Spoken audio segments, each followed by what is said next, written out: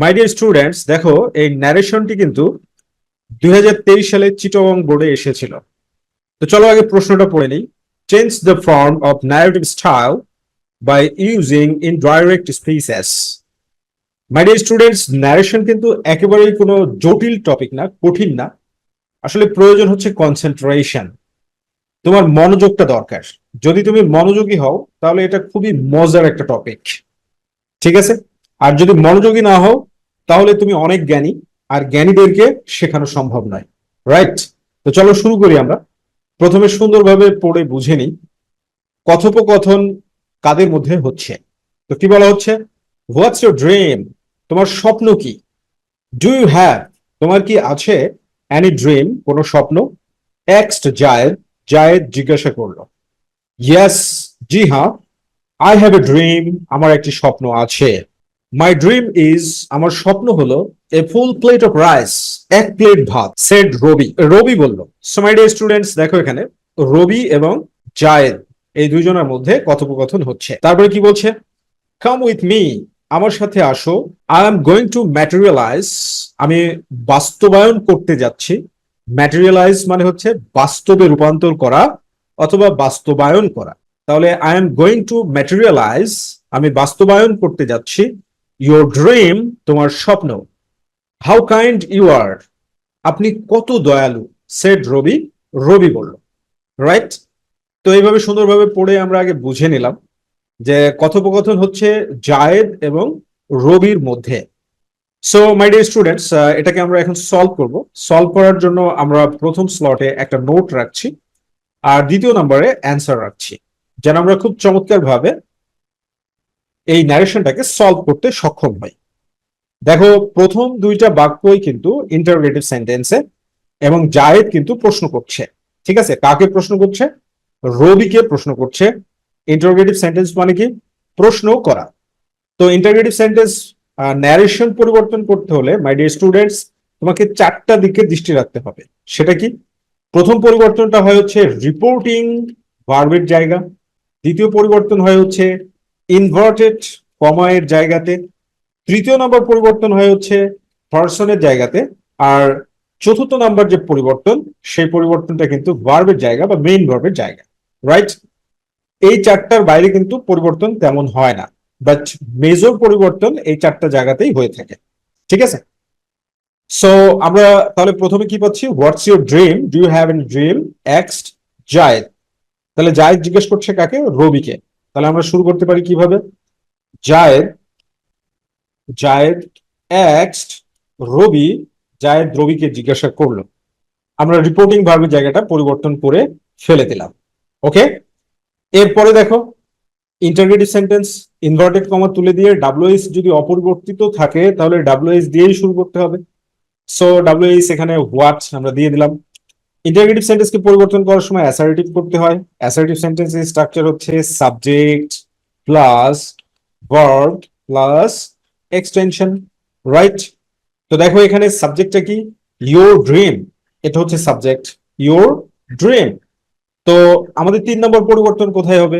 পার্সনের জায়গায়। তো পার্সন এখানে কি আছে? ইউ আছে, পজিটিভ কেস। তো ইউ থাকলে মানে সেকেন্ড পার্সন থাকলে সব সময় রিপোর্টিং ভার্বের অবজেক্ট অনুযায়ী পরিবর্তন করতে হয়, অর্থাৎ এখানে রবি অনুযায়ী পরিবর্তনটা হবে। ঠিক আছে? সো ইউর ড্রিম রবি অনুযায়ী কি হয়ে যাবে? হিজ ড্রিম, হিজ ড্রিম, তার স্বপ্ন। আর এখানে ইজ আছে, তো ভার্বের জায়গায় ইজটা কি হয়ে যাবে?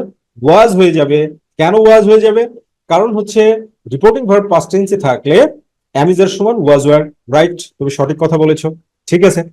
তো এরপরে দেখো, do you have any dream? তোমার কি কোনো স্বপ্ন আছে? তো পরেরটাও ইন্টারগেটিভ সেন্টেন্স, এই জন্য আমরা শুধু অ্যান্ড দ্বারা শুরু করে দিতে পারি। অ্যান্ড, তো পরেরটা ইন্টারগেটিভ সেন্টেন্স বাট ডাব্লিউএস দিয়ে শুরু হয়নি। তো তুমি কি জানো? ইন্টারগেটিভ সেন্টেন্স যদি ডাব্লিউএস দিয়ে শুরু না হয় তাহলে ইনভার্টেড কমা তুলে দিয়ে ইফ বা ওয়েদার, তাহলে এখানে ইফ বা ওয়েদারের যে কোনো একটা ব্যবহার করো। তো আমরা ইফ ব্যবহার করলাম। এরপরে তুমি কি জানো? ইন্টারগেটিভ সেন্টেন্স কে পরিবর্তন করতে হলে কি করতে হবে? অ্যাসার্টিভ করতে হবে। অ্যাসার্টিভ সেন্টেন্স স্ট্রাকচার কি? Subject plus verb, verb plus extension. তাহলে দেখো এখানে সাবজেক্ট কোনটা? ইউটা হচ্ছে সাবজেক্ট। তাহলে ইউ কি? Second person. সেকেন্ড পারসন থাকলে কি অনুযায়ী পরিবর্তন হবে? রিপোর্টিং ভার্বের অবজেক্ট অনুযায়ী পরিবর্তন হবে, এই বিষয়গুলো তুমি জানো। তাহলে এখানে রবি অনুযায়ী পরিবর্তন হবে। তাহলে রবি অনুযায়ী পরিবর্তন হলে রবি হচ্ছে third person singular number, masculine gender, পুলিঙ্গ, তাহলে হি হয়ে যাবে, রাইট?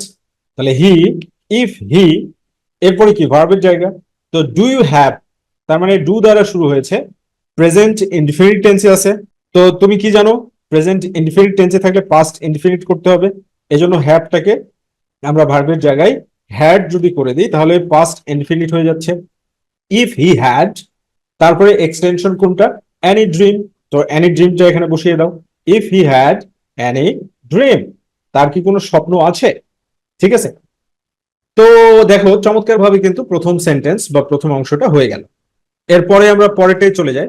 আর বলছি yes I have a dream, my dream is a full plate of rice said Rabi. তাহলে ইয়েস এর জন্য কি হবে, ইয়েস এর জন্য রবি রিপ্লাইড, ইয়েস মানে replied, replied affirmatively, replied affirmatively, Rabi replied affirmatively। আর যেহেতু আই হ্যাভ এ ড্রিম এটা হচ্ছে একটা অ্যাসার্টিভ সেন্টেন্স, তাহলে ইনভার্টেড কমা তুলে দিয়ে দ্যাট বসাতে হবে, তাহলে দ্যাট বসিয়ে দিলাম। এরপরে কি আই আছে, সাবজেক্ট, সাবজেক্ট থাকলে কি রিপোর্টিং ভার্বের, আই থাকলে মানে ফার্স্ট পারসন থাকলে রিপোর্টিং ভার্বের সাবজেক্ট অনুযায়ী পরিবর্তন হবে, অর্থাৎ এখানে রবি অনুযায়ী পরিবর্তন হবে, তাহলে দ্যাট হি। এরপরে কি হ্যাভ থাকলে, হ্যাভ হ্যাজ থাকলে হ্যাড হবে ভার্বের জায়গায়, হ্যাড আ ড্রিম, তার একটা স্বপ্ন ছিল। এরপরে কি আবার রবিরই কথা, এরপরেরটাও কি আবার রবির কথা, মাই dream is a full plate of rice. তো রবি বলছে যে মাই dream is a full plate of rice. তাহলে আমরা পাশাপাশি একই বক্তার যদি দুটি উক্তি থাকে তাহলে তুমি কি জানো, পরের উক্তিটা পরিবর্তন করার সময় অ্যান্ড ব্যবহার করে অলসো, অলসো সেড দ্যাট, অথবা অলসো সেড না দিয়ে তুমি যদি এরকমটা দাও অ্যাডেড দ্যাট, তাও কিন্তু হবে, also said that or added that. এরপরে কি সাবজেক্ট মাই ড্রিম, তো মাই মানে কি ফার্স্ট পারসন, আর ফার্স্ট পারসন থাকলে কি অনুযায়ী পরিবর্তন হবে, রিপোর্টিং ভার্বের সাবজেক্ট অনুযায়ী পরিবর্তন হবে, অর্থাৎ রবি অনুযায়ী পরিবর্তন হবে। তাহলে মাই কি positive case, third person singular number masculine জেন্ডারের পজিটিভ কেস হচ্ছে হিজ, হিজ ড্রিম। এরপরে কি অ্যামিজার সমান ওয়াজ ওয়ার, তাহলে ইজ আছে তাহলে ওয়াজ, তারপরে আর কোনো পরিবর্তন হবে না, ফুল plate of rice, a full plate of rice, রবি বলে দিল। এখন দেখো এই কথাটা তাহলে কার, কাম উইথ মি, আমার সাথে আসো, I am going to materialise your dream, I am going to materialise, I am going to materialise, আমি বাস্তবায়ন করতে যাচ্ছি, ইউর ড্রিম, তোমার স্বপ্ন, তাহলে অবশ্যই জায়েদের কথা, ঠিক আছে না? এবার দেখো তো এখানে কি কাম মানে কি আসা, তাহলে এটা কি ভার্ব, তাহলে ভার্ব দ্বারা যদি কোনো সেন্টেন্স হয় তাহলে সেই সেন্টেন্সটাকে কি বলা হয়, ইম্পারেটিভ সেন্টেন্স, রাইট স্যার, আপনি সঠিক বলেছেন, যে কোনো সেন্টেন্স যদি ভার্ব দ্বারা শুরু হয় তাহলে সেই সেন্টেন্সটাকে ইম্পারেটিভ সেন্টেন্স বলা হয়ে থাকে। তাহলে ইম্পারেটিভ সেন্টেন্সে কি বলছে, কাম উইথ মি, আমার সাথে আসো।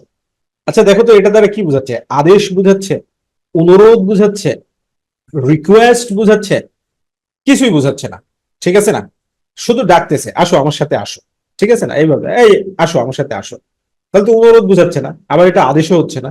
তো আদেশ, অনুরোধ, রিকোয়েস্ট এগুলো যখন কোনোটাই বুঝাবে না তখন তুমি সে বা টেল ব্যবহার করতে পারো।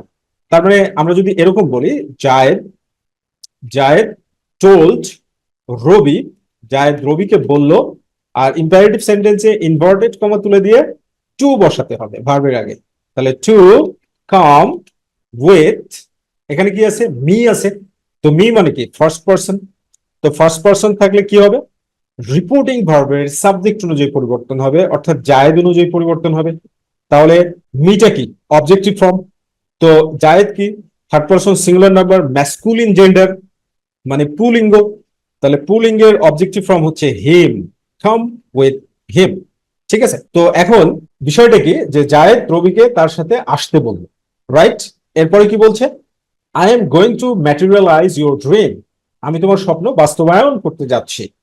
তো একই বক্তার যদি পরপর দুটি উক্তি থাকে তাহলে আমরা অ্যান্ড দ্বারা মানে যুক্ত করে দিব, তাহলে এটাও জায়েদেরই কথা, তাহলে and, and and also said that তাহলে দেখো এখানে কি আই আছে ফার্স্ট পারসন জায়েদ অনুযায়ী হি হয়ে যাবে হি তাহলে এম আছে রিপোর্টিং ভার্ব পাস্ট টেন্সে থাকলে এম ইজ আর সমান ওয়াজ ওয়ার তাহলে ওয়াজ এরপর দেখো going to materialise going to materialise your আছে এখানে তাহলে ইউর থাকলে কি হবে হিজ হয়ে যাবে তাহলে হিজ ড্রিম কেন হিজ হবে কারণ সেকেন্ড পারসন থাকলে অবজেক্ট অনুযায়ী পরিবর্তন হয় রিপোর্টিং ভার্বের তাহলে রবি অনুযায়ী কি রবি অনুযায়ী পরিবর্তন হবে তাহলে ইউরটা কি পজিটিভ কেস আর third person singular number masculine জেন্ডারের পজিটিভ কেস হচ্ছে হিজ রাইট ওকে ফাইন এবার কি বলছে how kind you are said Rabi my dear students দেখো এখানে একটা প্রতীক আছে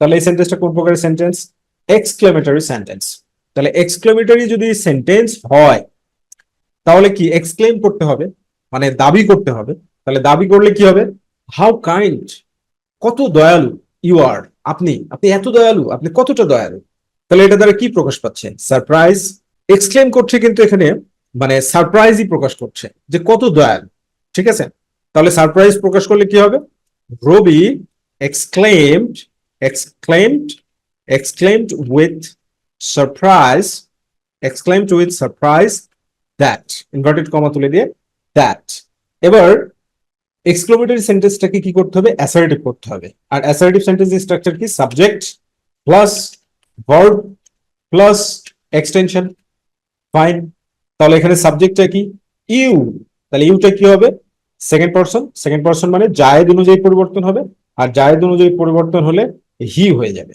হি ওকে ফাইন এরপরে ভার্ব কি আর তাহলে আর এম ইজ এর সমান ওয়াজ ওয়ার রাইট তাহলে ওয়াজ হয়ে যাবে ঠিক আছে হি ওয়াজ এরপরে দেখো হাউ আছে না তো এক্সক্লেমেটরি সেন্টেন্সে যখন হাউ থাকে তখন এই হাউ এর পরিবর্তে ভার্বের পরে কি বসাইতে হয় ভ্যারি রাইট ভ্যারি ব্যবহার করতে হয় এরপরে extension kind he was very kind একেবারেই কঠিন না যদি কঠিন হতো তাহলে না কেউ শিখতে পারতো আর না কেউ পড়াইতে পারতো ঠিক আছে প্রয়োজন হচ্ছে কনসেন্ট্রেশন ওয়ান্স এগেন